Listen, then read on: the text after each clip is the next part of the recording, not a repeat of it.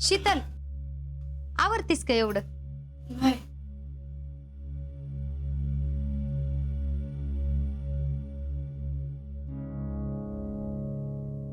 जीजे आजाला स्टेशनवर सोडलं, तसंच कारखान्यावर गेलो. मला काम होतं म्हणून तिथं झाला उशीर, त्यामुळे तुमच्याशी बोलताच आलं नाही मला.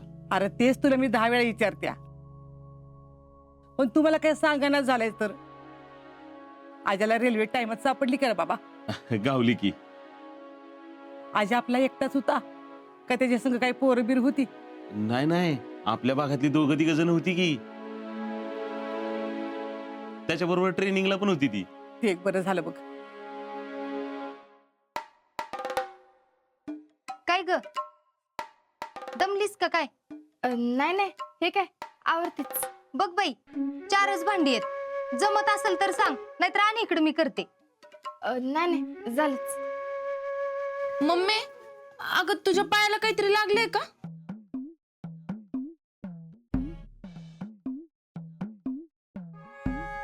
आता नीट वाढायचं नाही म्हणल्यावर सांगणारच की. अगं सांगत काय बसली चेडे? हा, पायाला लागले तर झाडू घेऊन झाडावं, पुसावं. कळत नाही तुला? घरातलं काहीतरी काम करत जा की. आओ, मी करणारच होते, पण शीतलच म्हणली मी करते म्हणून. हाय का नाही ग शीतल? बरं समाधान आहे. आपला आजा कुठवर पोचला असेल रे आता? आता काय माहित, पण महाराष्ट्राबाहेर पोहोचला असेल आता. होय. किती तासाचा प्रवास आहे म्हणायचं? अगं, किती तासांचा काय घेऊन बसली जीजे? 2 दिवस लागतात पोहोचायला त्याला. अगो बया, काय सांगतोस? आणि 2 दिवस खाय प्यायचं काय र? अहो, सगळी सोय असते रेल्वेत, आणि एवढं पोतभर दिलंय की सोबत. तुम्ही उगाच इथं टेन्शन घेऊन बसू नका. टेन्शन कसं घेऊ नको. कधी न पोरग घराबाहेर एवढं लांब गेले. पोरग नाही राहिलं ते आता. मस्त नाचून बी करून आणली की. असू दे, तरी पण काळजी वाटतच असते की. जीजे, तू अजिबात काळजी करू नकोस. ती पोहोचली व्यवस्थित.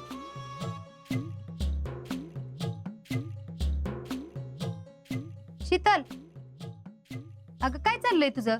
नाहीतर आणि इकडे मी करते. नाही नाही, करते मी. समाधानी, हाजाला एखादा फोन लाव की रे बाबा. अगं, मगाशी मी फोन केला होता तेव्हा नागपुरापर्यंत पोहोचला होता. फोनला रेंज पण येत नव्हती, त्यामुळे कट होत होता. आता काय रे करायचं? ते पोहोचल्यावर करेल की फोन आपल्याला.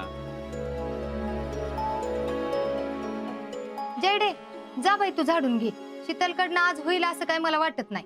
नाही नाही, झालंच, करते मी. देवा पांडुरंगा, माझ्या जीवाला घोर लागलाय बघ समाधान्या.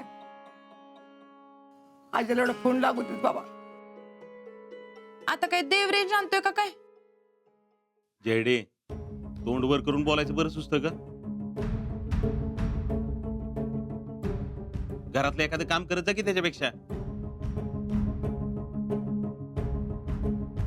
ए, नीट झाड की ग. कचरा पसरवतीस का काय करतीस?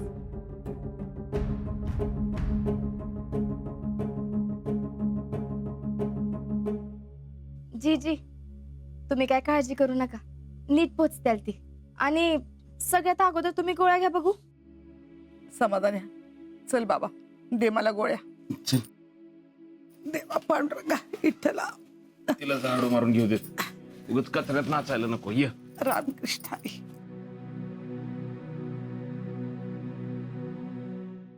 शीतल, उद्या सकाळपासून उठलीस का नाही, की आधी अंगणातलं झाडून घे, आणि मग नंतर गोटा चारा पाणी करून धारा काढून ठेव, बर का? आणि हे बघ, स्वयंपाकाचं तेवढं लगेच करायला घे बर का? नाही म्हणजे मग हे डबा घेऊन जातील ना.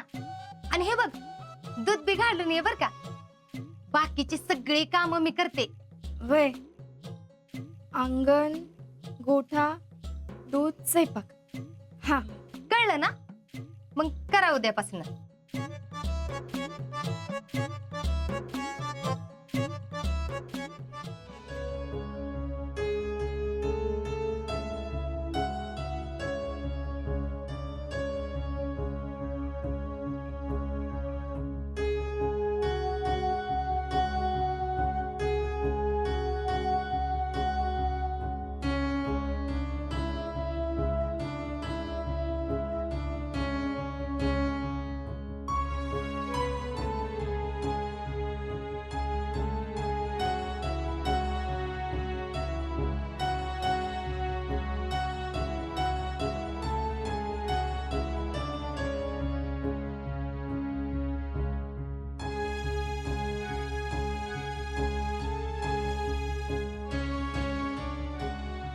अजून फोन लागना. एकची ट्रेन होती. जवळपास 10 तास झाले की आता. पण इतक्या लवकर थोडीच पोचणार आहेत. कुठं पोचले असतील आता? एकदा बी गाडी थांबली नसेल का? फोन करायचं ध्यानात बी आलं नाही वाटतं. देवा विठ्ठला, यांना सुखरूप ठेव.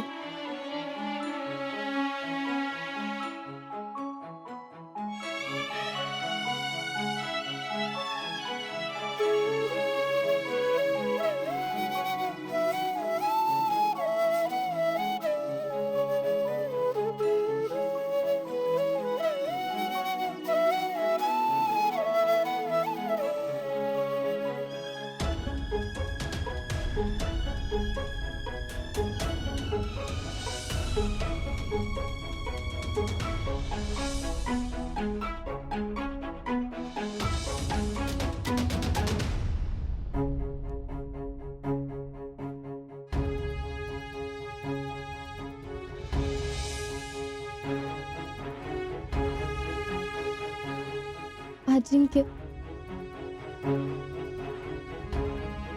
तुम्ही जाऊन अजून एक दिवस विसरना. इथनं पुढचा काळ कसा सरणार आहे?